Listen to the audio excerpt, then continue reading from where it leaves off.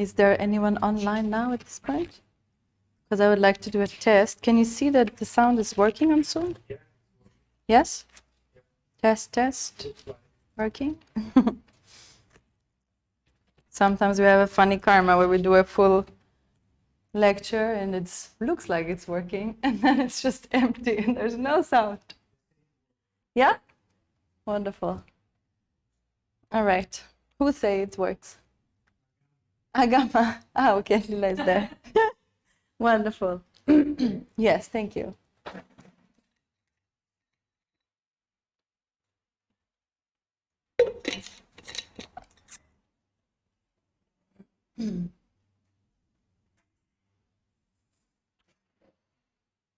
All right. Welcome, lovely ladies, here in this yoga hall, and also for those who will watch it online. Let's just take one moment, a brief moment, to interiorize with the eyes closed. Take a deep breath in and out, and releasing any tension, difficulties, worries. And again, we inhale, exhale, and dropping more and more into the present moment. We inhale again. And exhale. Dropping the shoulders, relaxing in the body. And continue to breathe normally while bringing our awareness and attention within and preparing our minds, our consciousness for this talk on femininity, this free lecture, intro lecture to the Femininity workshop, Q&A, listening openly, allowing Shakti to flow through all of us, to inspire us, to teach us the beauty of this Shakti, this feminine nature.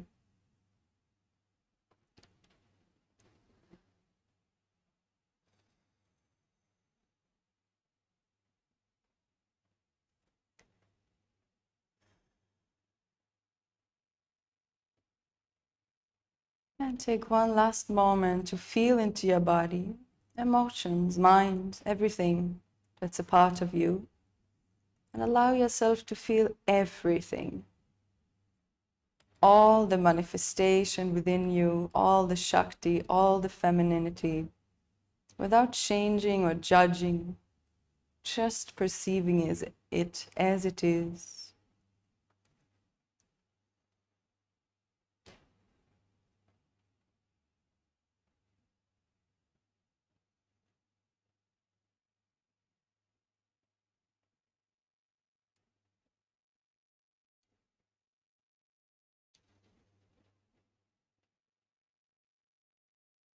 Connecting to this fullness, to the universe that lies within us.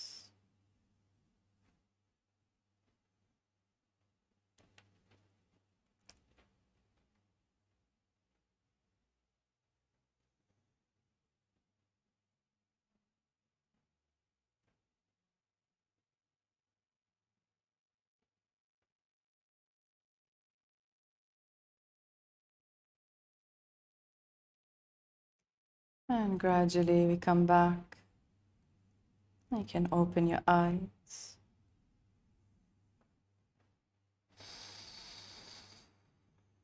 So welcome once more to all of you. How are all of you feeling? Good? Yeah? Beautiful day on the waterfall, some of you. Yes, nice. Some Shakti nature. Yes, and I have never seen you with us. Have you been in our school before? Yeah? Wow. Okay. All right. Nice. Beautiful. And all of you are thinking of doing the workshop with us, still contemplating? Who of you wants to join the workshop for sure? Because I know you will join for sure. You also? Okay, and you would just like to hear intro, what it's about, maybe some possible questions. Yes. All right. Okay. So just a little bit before I start with the intro to the workshop, a little bit to my persona. Most of you know me, but we've never met. There may be many women out online who will watch this video as well. So my name is Bhavani. I am one of the teachers here in the school. I'm here since 12 years. And I have a daughter as well. I raise her here in this community, which is very special for me and one of my paths as well, one of my dharmas as well, to raise her here in this special community where the feminine is very celebrated and where femininity is very much worshipped. So this is something very special for me because the way I grew up was very different, and the way all of us grew up is very different. Most of you probably can tell me later. But I've not grown up in a culture where femininity is bowed down to and worshipped and adored and all of these beautiful things, because that is something that comes from the tantric tradition mostly. We do see it in India a little bit, and maybe some more devotional worship countries, but generally it's not really like that. Yeah.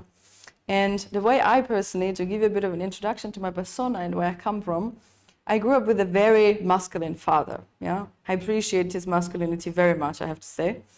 I grew up also with a very masculine mother, which is quite surprising. You know, she has beautiful femininity also, but she's quite masculine also.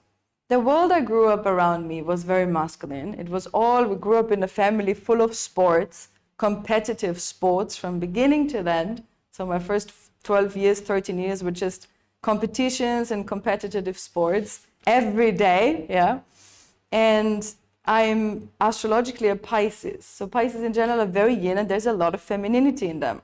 And I had it within me, but I always had to like, nope, suppress it, no, put it down. It has no space. You're too emotional. You have too much energy. You're too much of everything. So just take it, put it down, and live the masculine kind of traits, you know. And many of you maybe can relate to this because so many times women hear, oh, this is too much emotion, it's too much, you know, all over the place, etc., etc. And then we try to be more controlled, we try to live more like men, yeah, in this world. And so for me, I lived like this for 12 years approximately.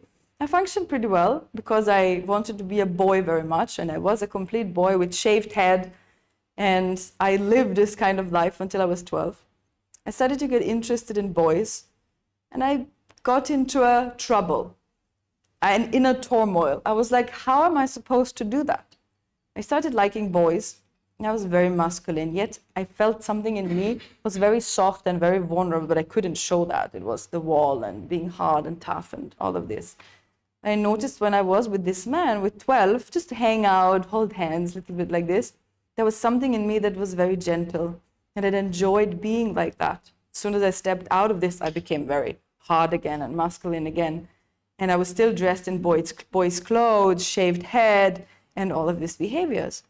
And when I turned almost 13, 12 and a half, or 12 and a bit more than a half, I decided, I was on a journey for a few days, and I decided enough is enough. I cannot continue like this.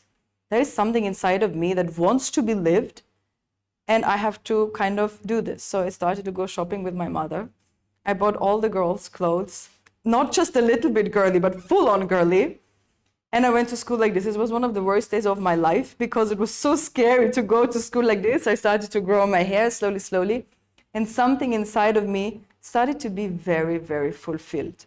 There was still a struggle, of course, an identity struggle, and there was still a difficulty of adapting, yeah, because there were some things inside of me that was like, it feels a bit odd, you know, because for 12 years, I practiced to be a boy. Probably, you know, if you believe in the traditions that say in previous lives, probably I have been born as a man also because this presence was so strong, this manly presence. And then I decided to step into this girl, feminine path by myself, intuitively. And it felt odd in the beginning. But it was also something that felt very nourishing and very, very good because I felt that the men I chose were very masculine at this time. And I felt like I cannot be the way I am in this situation. There was something inside of me that needed to change. So I went on this journey. It was not easy in the beginning. And then thankfully, already with 16 and 17, I started to meet my first Tantra teachers, and I went into my first feminine workshops. And there I had major changes happening when I started to really get in touch with what femininity is, because my mother was not able to show me. None of my aunties were able to show me. And then I met the first woman. She was so feminine, so full, so beautiful. She was also round and voluptuous, because for me, in my family where I grew up, it was like you have to be, competitive sports. You have to be a certain way. Everything is very, my father always told me you cannot gain weight. You have to be tough or rough, and in this kind of way. And all of a sudden I met women that were voluptuous, beautiful, open. And I was just like, I couldn't believe it was the first time I came in encounter with this. And I felt at home. I felt at home. I felt like I can finally let go this big wall, this big armor that I have built for so many years. I could cry for the first time without having my door shut and being by myself and crying on my own, because you don't cry, right? You're supposed to be more tough. And so this was my journey. And then slowly, of course, like I said, with 16, 17, I started to embark this journey deeper into femininity. And ever since, I have gone into this journey and started teaching it also as soon as I came here to Agama, to teach, to inspire, to offer and to guide in this direction with the women, and to show a more feminine way of living our own life with our own connection, a more feminine way of living in our relationships, a more feminine way of living as in your work life, with your children, and how you raise your children, and generally how we show up in this world.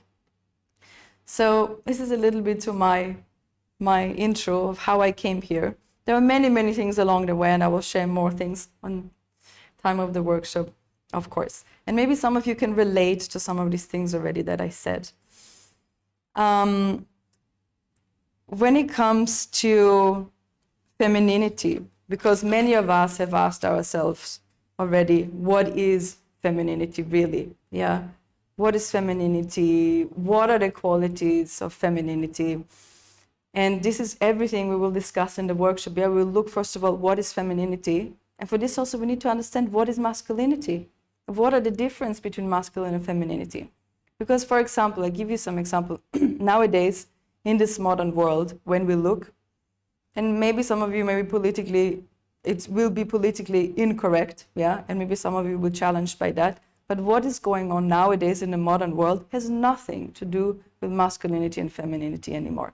It is a complete tipsy-turvy, upside down, to the worst that it is probably. Now, probably it can go worse, but it has gone pretty bad, yeah?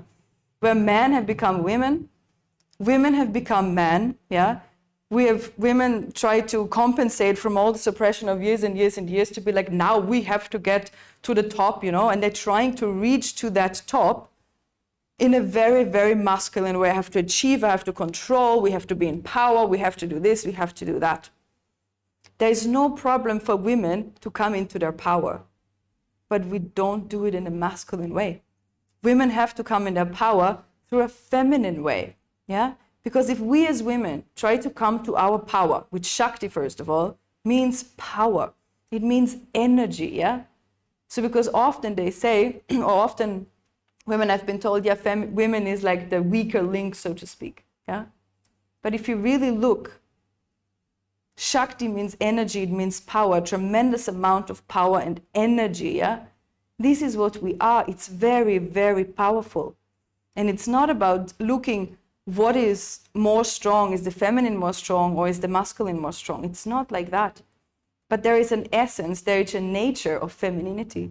There's a nature of masculinity, and they both have different roles to play. They don't play the same roles. Nowadays, in the modern world, you see it everywhere, where I have so many in my family members, and it makes me very, very sad to see it. And I cannot say anything neither, because they don't agree, they don't see it, where the men are at home, break from work. The men take care of the children, The man do all the cleaning, do all the dishes, do all the things. The woman goes to work. The woman earns the money. The woman controls the man. The woman says what's happening at home. And sorry to say, but the man has become a doormat, you know. And I have it in my very, very close family. It makes me deeply sad to see that, because I see them very unhappy and very unfulfilled. You ask yourself, there's so many women who come and who say, men are not men anymore, I want a man, you know. The first question is, are you playing your feminine role well so that you will find a man and you will grow a man, or that a man is going to come to you? Are you in this space to invite that man, yeah? So world has gone upside down, and I'm asking you, if you are in the situation, and there's nothing wrong with a woman having a job, with a woman earning money or anything. I just put it very black and white now. There's no problem with that at all, yeah? But if it becomes like that, upside down, I can guarantee you, and you can look into your own life also, if you are the breadwinner, you are in control, you are guiding the relationship, you are leading everything, and the man does the children and does the chores and does this and that, are you happy? Do you respect your man? Do you feel guided? Do you feel protected? I've recently seen a documentary, and I'm not going to say this now on this camera, from some very big celebrities, kingly royal families, where the man says, it feels so good to be with her because I feel very protected with her. I was like, oh my goodness, you know?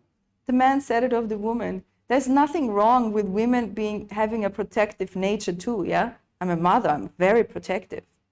But when my man is with me, my man takes over with that protection, yeah? Doesn't mean I'm not there to protect my child anymore. But there are certain roles to play as men and as women. And nowadays, also with this gender confusion, yeah? It has gone to a level that is very, very sad. Because you think for a moment, do you think there is a coincidence that you are born as a woman and that a man is born as a man? You think God made a mistake? And he's like, oh, oops, just a small mistake here. She was supposed to be a man, you know? Of course not. There is karma, there is dharma, there is a reason why you're born a woman in this country. You're born with this age, with these difficulties, with these qualities, etc., with lessons to learn.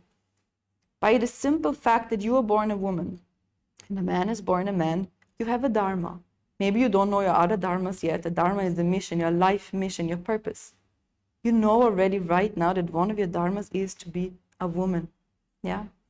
With the difficulties that are there, and there are difficulties, even for me, after so many years of studying, of practicing, of embarking femininity, there are still difficulties, yeah?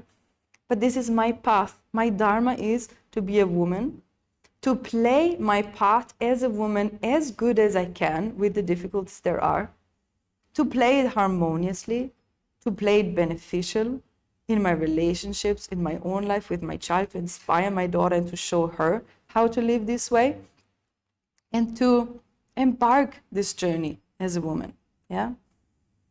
There is nothing wrong with having a job as a woman in some high company or something where you are the boss. In most of them, you cannot though practice your feminine nature because these jobs were not meant to be for women, never. Women then later came and said, I also want to do this job, you know, but it was never meant for them. Now things are different, of course, and women can do the same job, but to practice your feminine nature in a job like this, where you have to run 1,000 people, where you have to manage money, where you're the leader, you are the boss, etc., it is almost impossible to do it in a feminine way. So, but you can still have that job. You can do it because maybe you have these masculine more qualities, which all of us have also more masculine qualities. I have many of them also. And you can live them out in your job. As soon as you go home, you're in your private life, you're with your man, you play your role as a woman again. But for most women, this is very, very hard because you play this half of the day and then you have to switch and you step into your femininity. But you will see, and I've met many, many women who worked in like corporations like this. They did it for years and years, and they were very unhappy in their job.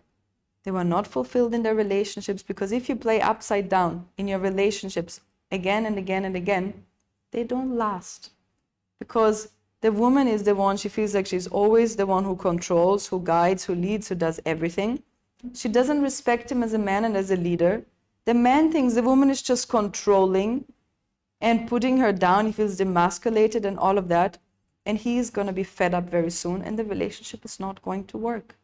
I have not known one relationship like this who works harmoniously, because it can't be. Because the man is not fulfilled in his nature. He's not fulfilling his mission, nor is the woman not fulfilling her mission, in this way. So all of us women, we have, nowadays in this modern world, we have very much tried to compensate for the years of suppression on the feminine and trying to embark on this powerful journey as women, but in a very masculine way. In this world where we live right now, unfortunately, it has gone, and it seems to be necessary for the process of evolution, that women go in this direction, men go in this direction, until we find a state of balance again, where we come back to what does it actually mean for me to be a woman and for him to be a man? Because what's more beautiful for a woman? I tell you from my own experience, when I firstly could really surrender to a man, the man is there who guides, who leads, and I can really surrender and open myself and go into my softness, my vulnerability, my loving, caring nature, and I can give myself like this to the man, in love making or in life. For the first time, I felt like, wow, this feels amazing. It felt scary also in the beginning and odd, but very fulfilling, very, very fulfilling. That doesn't mean I as a woman cannot guide and lead myself. As you know, Hatha Yoga and all the yogas, they're about balance, the masculine and feminine. So I always need to balance myself within. Because if my man is not with me, I have to be in control. I control my life, I control my emotions, my mind, etc. But I can do it in a feminine way, And when the man comes, I lets the man take over again. For example, my partner and I, we have 2 houses. My daughter is more in my house than in his. And I do a lot on my own, because I'm not calling for everything. Oh, I need a heavy thing to be picked up. I need something. Of course, I do it on my own. And before, even when the man would come and I have a heavy thing to pick up, I would just do it. I'd be like, what? I'm strong. I can do it. I'll pick it up and do it.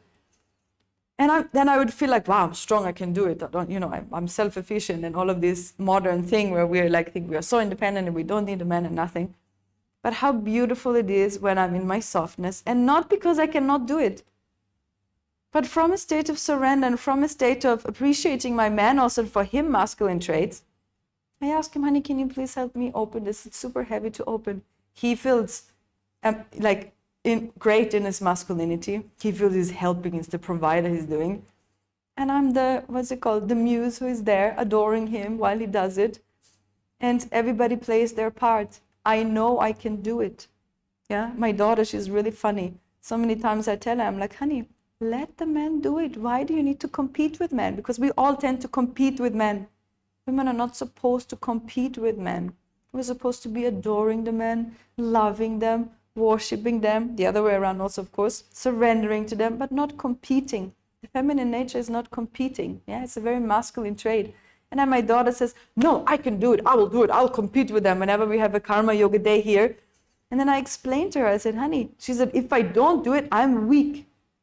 I said, no, you become very strong because you go into your feminine nature and you start to own your femininity, and you help the men to grow in their masculinity and giving them approval for what they are and appreciating them. She's still struggling with it because she's a Leo. She's very ambitious. So she's learning herself also, and it's cute to see how she's growing on this journey. I see myself a lot in it, how I was when I was younger. But she also has already the chance to develop her femininity, beautiful, while she's over here. Anyways, back to the story. So there is a big confusion nowadays when it comes to masculinity and femininity. So this is a beautiful thing that we're going to discuss in this workshop. What is it really, what it means to be feminine, and what it means to be masculine, to see. And then we will go into exploring all the feminine qualities that there are. Because some of you will say, but what are feminine qualities, We will see in the workshop, because we will go along the chakras. We'll work from Muladhara up to Vishuddha, but specifically focused on the femininity on each and every element and each and every chakra. So we'll look, Muladhara, the earth element, what are the feminine qualities in Muladhara, this nourishing nature? What is my role that I'm playing in Muladhara? And what is my role in Svadhisthana that I'm playing? And in Manipura, and so on. So this is something that was very special for me when I did it for the first time, to really see, these are feminine qualities, yeah? And not other ones that I've lived my whole life. And then first we will talk about them, we'll guide you through it, we'll share, because sharing is another very important part for women. Men don't share, they don't sit in a Vira workshop and share with each other. They'll be like, hey pal, how are you, what are you doing? And they'll be like, man language, how are you doing? Good, And that's pretty much it. And then the women come and they will share their whole day in every little detail of how they did it and what they did and what they learned and how their emotions were and their mind and their thinking and the connections with 10 years back and in the future and so on. Because this is the feminine, and this is how the feminine process, how the feminine works, how the feminine connects, how they learn.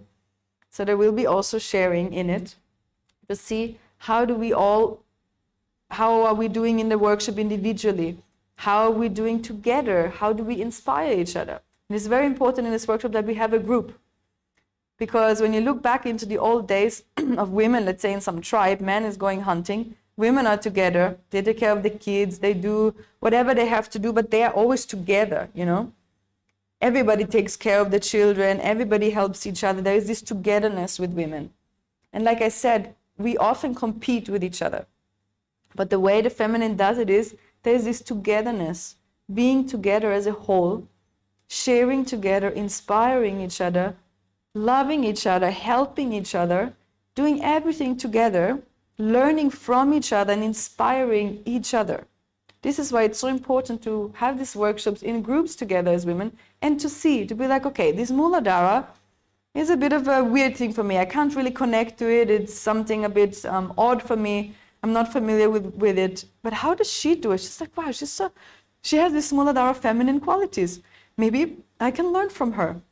And then to go to her, to dance with her, to move with her, to do the exercises with her, and to get this transmission, this exchange, and then to learn these things.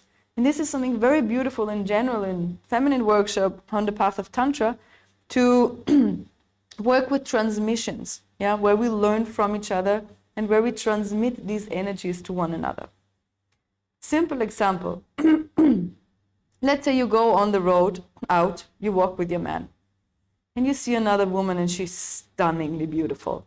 And your man is like, oh, and some women, they punch their man, like, hey, what are you looking, And in your mind, you are like, there are different kinds of women. Some women, they will be like, oh, I'm not good enough, like she's so beautiful and I'm not. Some others will be like, oh, no, she's not beautiful, go more in this peachy thing. Some others will be competing, whoa, I'm so beautiful. And there's many different ways how women tend to do it. And naturally, I was always like this. Competitive sports, what you do, this is what you do, you have to compete, you have to win. It's about winning, basically. And when these things started to change in me, when I was like, wow, she's so beautiful, no wonder he's looking at her. She's gorgeous. And then you would see her again somewhere. Let's say she walks in a really sexy way, really seducing, and you don't know how to do it. And you go to her and say, honey, I've seen you before. The way you walk is just phenomenally gorgeous, absolutely beautiful. Can you teach it to me? Can you show me how to walk like this? And I've seen how you seduced my man, not even looking at him. Can you show me how to do that? Because I'm a very down-to-earth person. I don't know how to do that. Learning some Svadhisthanic qualities of the feminine. So this is something beautiful, and this is something we have to change. We have to try to change in our minds, to go into worshipping, honoring, loving, and adoring the feminine nature. And this is something that takes time, because none of us grew up in a tantric community. And my daughter does, so I'm very curious how this is developing in her. But I also see some competition already with the girls in school, which hurts me at times, but I guess it's also a part of the process. But to change this, and this is something why I love it here in the school. I've always loved it here in the school. When I came here from the world out there where there's so much competition and critics and criticisms and all of that, and I came here and I was just adored from beginning till end for everything on my body. Also the things that I consider not so nice, like stretch marks, this, that, some more extra fat, or whatever it is that we criticize on our body, you know, because we've been grown up in such a, in a not celebrating feminine way and world. But I came here and it was just celebrated and it was adored and it was loved, and it was very hard for me in the beginning to accept that. And every time I gained weight, I heard, wow, you gained weight, it looks beautiful. I was like, what? How? What? Like, my father told me 10 years the absolute opposite, you know? It took me years that I could start to believe that they really mean that, you know? Because I'm like, everyone is saying it. Like, what is this? But it's this fullness of the feminine, yeah? The voluptuousness of a woman. And because the feminine, Shakti, is everything, the entire manifestation. Nobody ever told me, oh, your emotion, this is too much, you know, tone it down. Our teachers and our guru always says, fantastic, you have so much energy, so much sexuality, so much emotion, use them. We welcome them all in Tantra, which is so beautiful. We celebrate them, we welcome them. Some of it has to be a little bit purified, a little bit, you know, because we've collected some impurities along the way, myself included also. And to harmonize things again on this way, and then to celebrate them, to use them, and to use them for our spirituality and to develop our femininity also. So what we need to learn as women is to conquer our femininity, to own our feminine qualities, first to understand them, to know them, and then to own them, yeah, to integrate them, and then to use them for our spiritual evolution. We are not supposed to do a spiritual path in a very masculine, dry way. Unless you want to go into some asceticism and do it there, then you have to be like that, because femininity has no place in that, yeah? Or also all the Buddhist ways, the Christian ways, all of that. None of this is appreciated there. You have to get very masculine in this way, yeah? The tantric view is very, very different. So in the tantric view, we embrace it all, we use it for our spiritual evolution, which is so beautiful, because we are that. It's everywhere. It's within us. It's outside, everywhere. So using the entire manifestation, using the femininity to live our life according to the truth, according to the principles, and to raise all the way to Shiva. And also to use our feminine ways to get what we want. Because we're trying to get what we want in life, for most of the women, through control, through manipulation, through more roughness and harshness, and through more this masculine kind of ways. But how if you go to, let's say you want to have a new job or something, yeah? And you go there and you say, oh, here is my, resume. And here's like, oh, I've done this, I've achieved this, all the things you have achieved in a very masculine kind of way. But what if you go there and you're very soft, you're very caring, full of affection, yeah? You are in your femininity, you're vulnerable, you're presented in a very soft way, in a very feminine way, soft, gentle, beautiful, loving, in this kind of way. And you get what you want via that. You can even use your charm, your sensuality, without, of course, stepping over, the boundaries of having a boss in front of you. But there's no problem flirting, and using your feminine charm of getting what you want, if it's something for the good. You don't do it to manipulate and to, to break some rules with it and to go against certain principles, of course. But are you supposed to use your sexuality, your sensuality, your beauty, your body, and all of this in this life? Absolutely. This is the way we have to do it, because God gave it to us.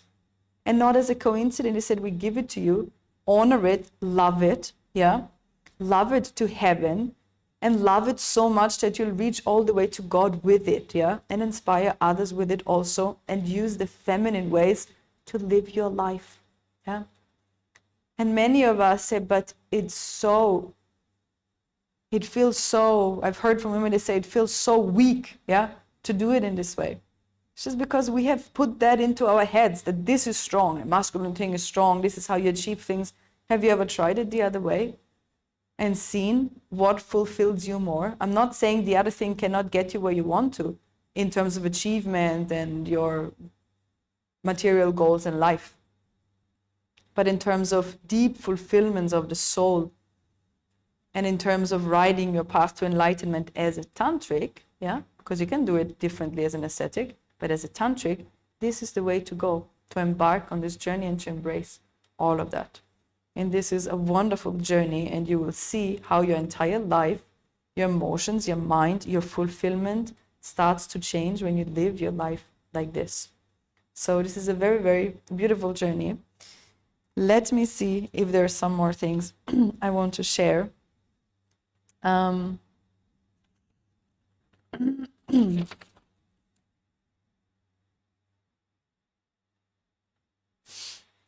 think I mentioned already almost everything. And this thing of like playing your role, you know, we are all here, we are all playing a role. In the previous life before, you played a role.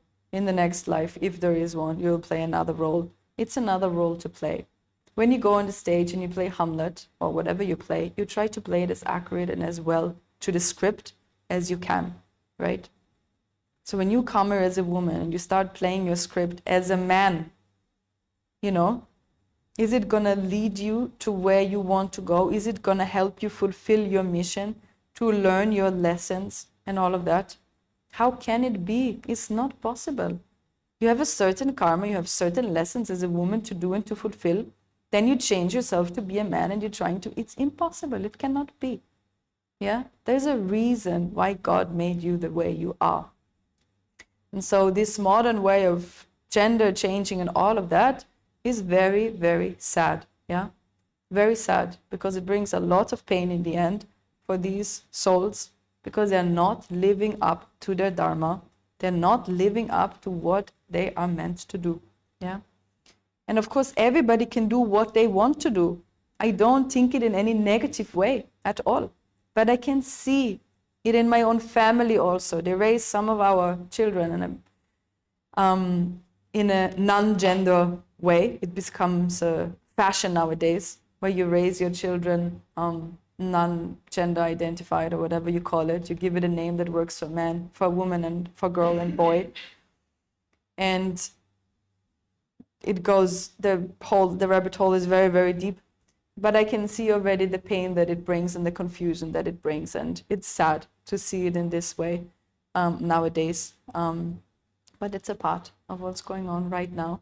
But it's definitely not my journey. And so if you want to join us on this journey, on embracing the feminine, starting to celebrate the feminine, to really awaken this femininity and to, it's like to honor yourself, this temple, this beautiful temple of who you are with all the beautiful traits and qualities that you have, and to live this life of celebration, of honor, of devotion towards Shakti, towards the women also around you, and to inspire each other to work together as a woman. You will see that a huge fulfillment will come to you, because it starts to fulfill your soul and it fulfilling your dharma and the mission of why you're here on this earth. Yeah.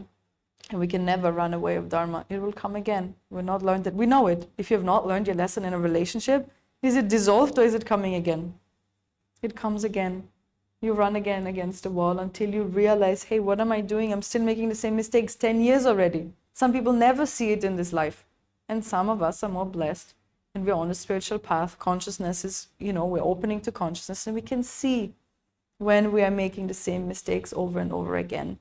So with this, having said this, I will conclude at this point.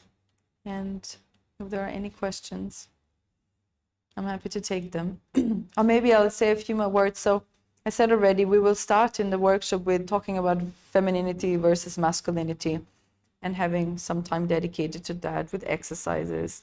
Then we will go along the chakras from Muladhara to Vishuddha, where we look specifically into the feminine qualities. We look, what are they? Do we have them? Do we have them not developed yet? How we can learn them? What are the feminine ways to embrace them and to live them in a daily life also? And how well are we doing it? There will be a lot of dance, a lot of movement, feminine, sexy. Sometimes in lingerie also, because we're working with the feminine. We're using everything that is there. And sharing as well. So it's a 5-day journey of going into all these elements together. Yes, so questions if there are. Yes. So how to be feminine and have male friends? Because I struggle with that. Mm-hmm. Men just want one thing. So I feel that I have to do like a harsh wall. I don't like that. Yes. Because I want to be feminine, playful, and Yes. Yeah. But then men always want the one thing. Yes. So I can never be their friend. They don't want me Yes. as their friend. They only want one thing. Yes. So how to overcome So that? So generally it's hard. Men usually don't do friendship with women. I've just had this talk yesterday also with a woman, because men want to have sex. Yeah. So having a friendship with a woman, it will only work if the man has zero sexual chemistry and sexual attraction to you. Otherwise, men usually don't really do friendships with women, because there's always this sexual energy in between. Women can very easily do a friendship with a man. Even if they have sexual energy there, you can just do it. You can put it down. Men work very different in this way. And it's one thing that we have to accept also. Recently, a lover told me, he said, I'm sorry, but we will never be friends, you know? If we are not sexual in this way, I can't be friends with you, because this sexuality is there all the time, and it's there, and I want to live it out with you, and I want to play it out with you. And for me as a woman, it's like, but can we not be friends, you know? They are very different in the ways they are. But another thing, specifically to your question now, I know this problem, of course, very well. What I do is because I don't want to slow down of being who I am, because I am in nature sexy, I'm playful, I'm charming, I'm seducing by not even doing anything, but men tell me, because they say, oh, but you give me all the signs. I said, I did nothing. It was just who I was. Believe me, if I flirt, it looks very, very different. They already take it as signs.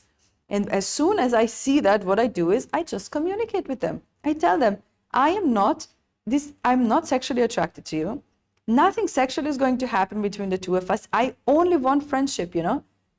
And I don't want anything else. Of course, many men, they are like, yeah, you know, in a week or two, you've changed your mind. But I will not change my mind. Maybe I'll change my mind. Okay, I'm free to change my mind, yeah? But I usually communicate very, very clearly and make it very clear what's going to happen and what not. If they get frustrated in that process, that's not my problem anymore, because I communicated very well. I made my boundaries clear. I'm still, of course, I'm not going into flirtatious sexual games with someone who I want to be having only a friendship with, yeah? You have to also consider the man in it, because if you tease him all the time and be super sexy next to him and super sensually playful, he's also like, come on, like, how do you want me to deal with that, you know? So we need to have to find a base of friendship, yeah, where it's more casual. Of course, we can be playful and funny and all of these things together, but when it comes to sexuality and we're not actually wanting to be sexual with him, we also have to control our sexuality and sensuality in a certain way, because it's also such a huge tease, you know, if we put ourselves into the man's shoes. Yeah? Because let's say a woman is next to you and she's teasing, is your best friend. She's constantly teasing you sensually and sexually, and you know nothing is going to happen. It's like, how much do you want me to be around you? Because it's really, really hard to do that. Yeah? Because they want to.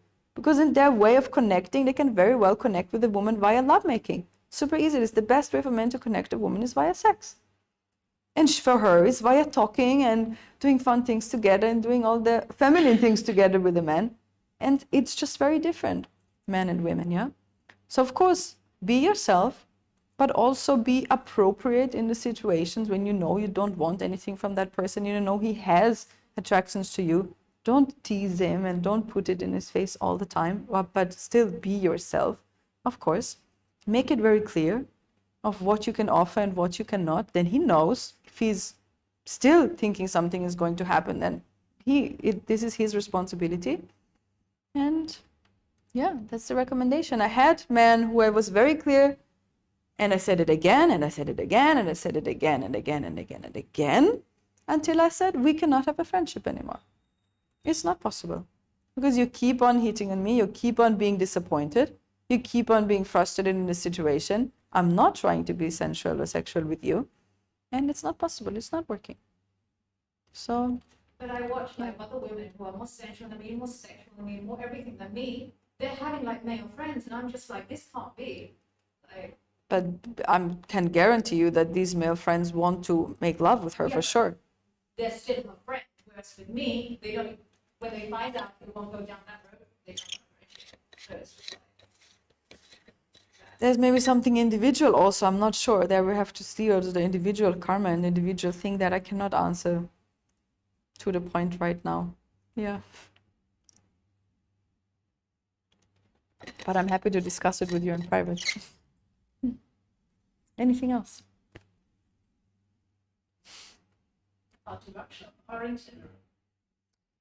Related to this topic, to the workshop. Of course, the big clarifications will come in the workshop.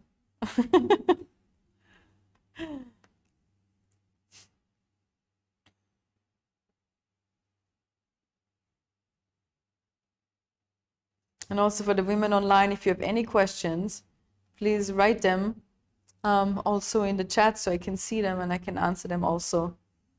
And I can make some clarifications or write to our Agama team if you have any questions for the workshop. Yes.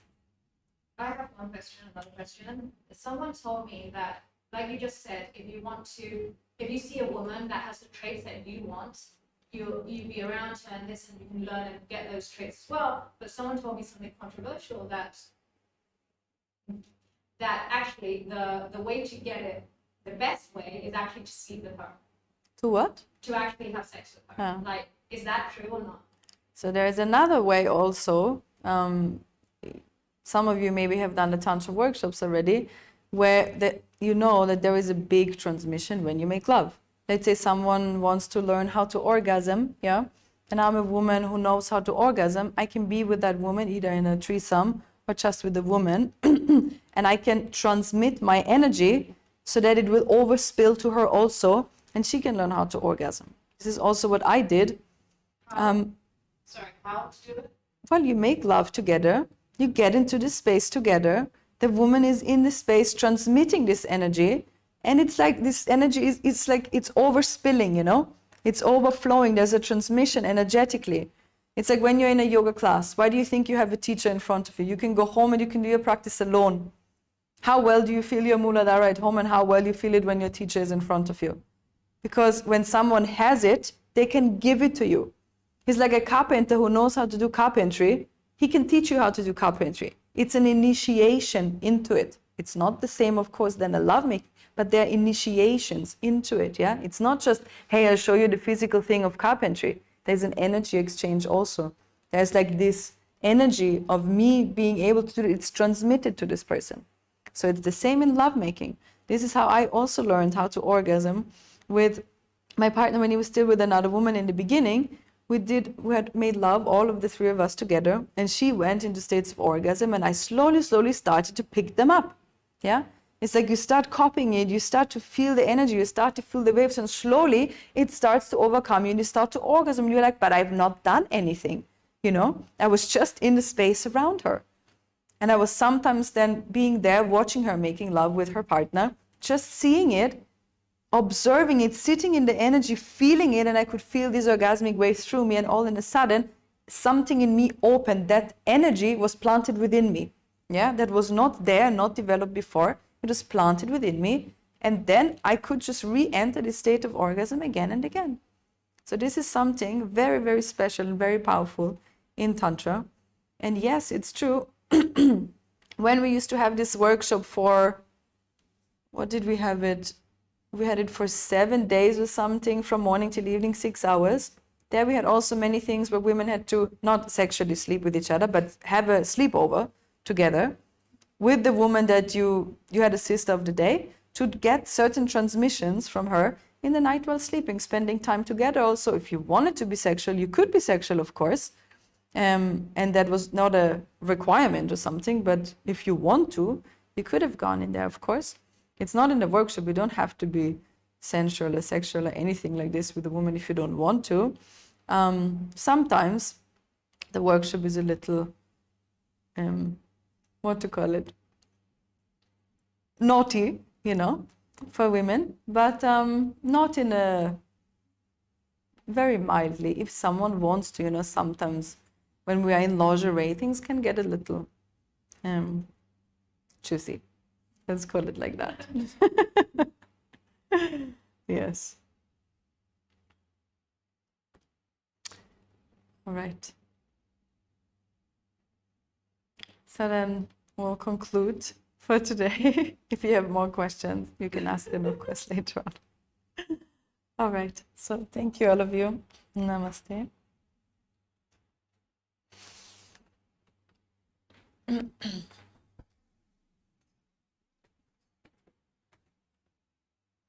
Let's just see, there is the chat. Oh, it just says all good.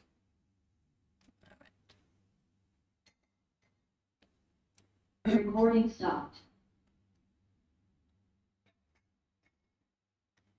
Okay.